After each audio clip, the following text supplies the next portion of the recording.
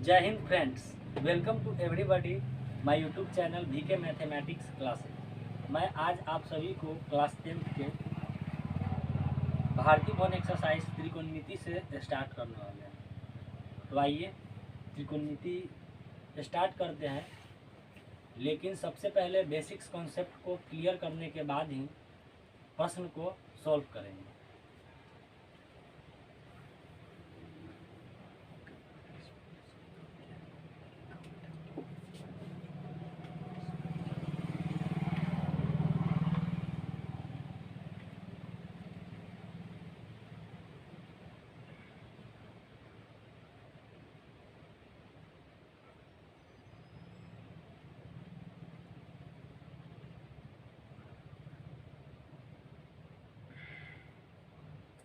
Trigonometry, जिसमें त्रि का अर्थ होता है, पहले त्रिकोणमिति के डिफिनीशन को समझ लेते हैं। त्रि का अर्थ होता है तीन। त्रि का हो गया कोण। कोण का अर्थ होता है कोण,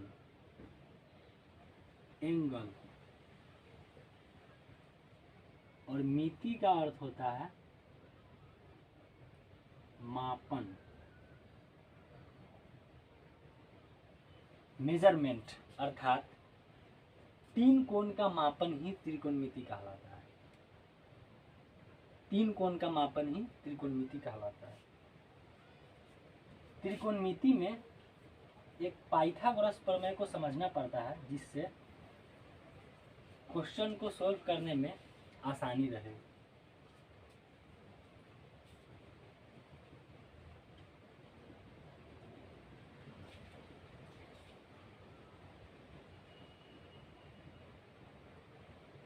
पाइथागोरस प्रमेय। पाइथागोरस प्रमेय क्या कहता है? कर्ण का स्क्वायर बराबर लंब का स्क्वायर प्लस आधार का स्क्वायर। पाइथागोरस प्रमेय कहता है कर्ण स्क्वायर बराबर लंब स्क्वायर प्लस आधार का स्क्वायर। तो कर्ण लंब आधार, तो कर्ण लंब आधार ये पहले समझ लेते हैं कि कर्ण क्या होता है, लंब क्या होता है, आधार क्या होता है। तो कर्ण को इंग्लिश में हाइपोटेनस बोलते हैं।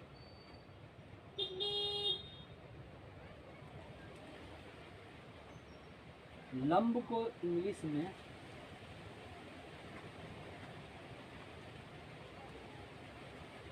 परपेंडिकुलर बोलते हैं।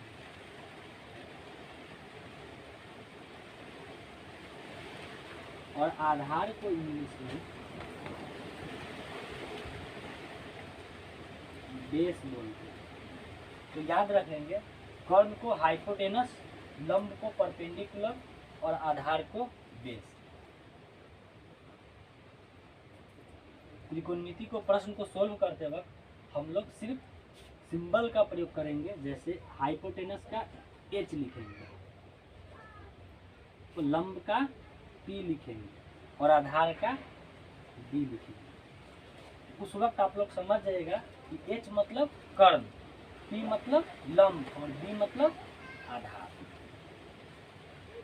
और HPD, कर्ण लंब आधार, ये समकोण त्रिभुज में होते हैं।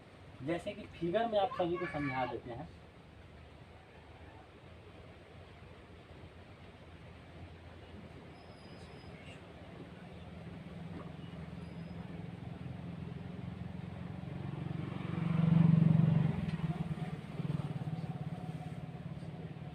ABC एक समकोण त्रिभुज है, जिसमें 90 डिग्री के सामने वाला कर्ण कहलाता है। इस बात को याद रखें। और कर्ण हमेशा फिक्स होता है, जो 90 के सामने होता है वो कर्ण होता है। ये 90 डिग्री के सामने है तो ये कर्ण है। कर्ण को इंग्लिश में क्या बोलेंगे? H। तो हम लोग सिर्फ H से डिनोट करेंगे।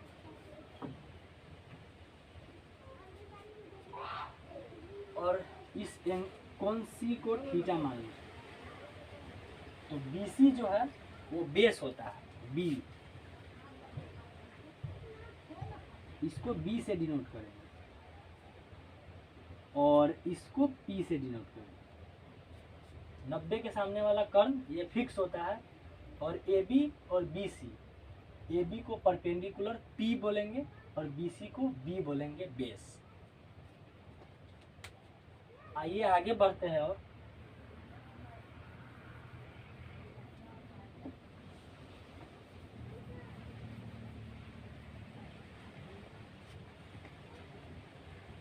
कुछ फॉर्मूला होते हैं उसको आप सभी हमेशा याद रखेंगे, जैसे साइन थीटा,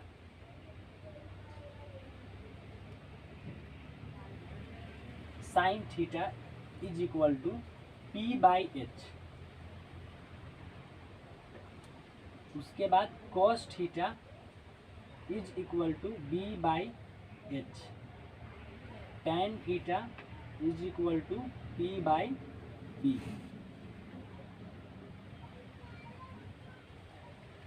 अगर ये 3 फार्मूला याद रहे तो आगे के 3 फार्मूला अपने आप याद हो जाएंगे। जैसे साइन का उल्टा होता है कॉसेक थीटा,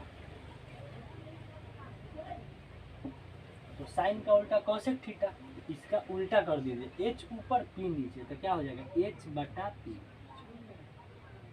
कॉस का उल्टा होता है सेक थीटा,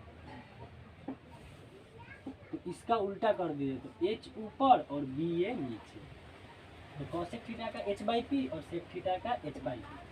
और 3 नंबर 6 है टैन थीटा, तो टैन थीटा का उल्टा कॉट थीटा, तो कॉट थीटा में बी ऊपर और पी नीचे, तो बी बटा P.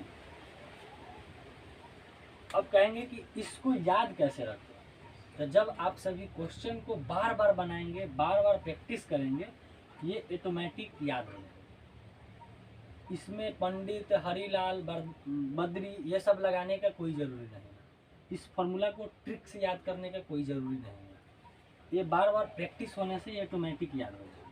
Sign theta is equal to P by H, cos theta is equal to B by H, tan theta is equal to P by B, cosec theta is equal to H by P, sec theta is equal to H by B, cot theta is equal to B by P. इस formula को याद रखेंगे, उसके बाद आसानी से हम लोग क्वेश्चन को सॉल्व कर पाएंगे। एक और कॉन्सेप्ट को क्लियर करा देते हैं जो अभी बचे हुए हैं।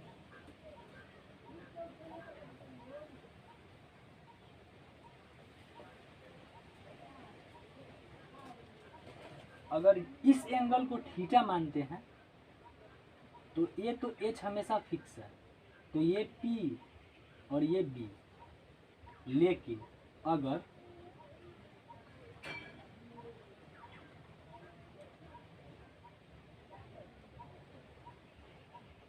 इस एंगल को थीटा मान लेंगे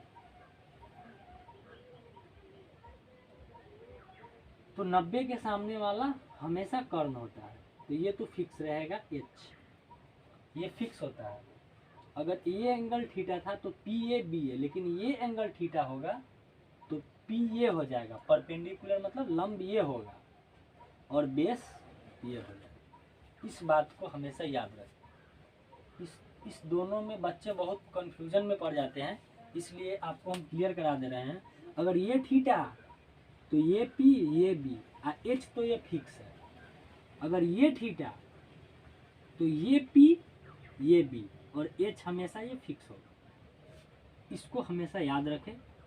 तो आज त्रिकोणमिति के मैंने जितने भी डिटेल्स बताने थे वो आपको क्लियर करा दिए। नेक्स्ट क्लास में आप सभी को क्वेश्चन को प्रैक्टिस करवाया जाएगा। धन्यवाद।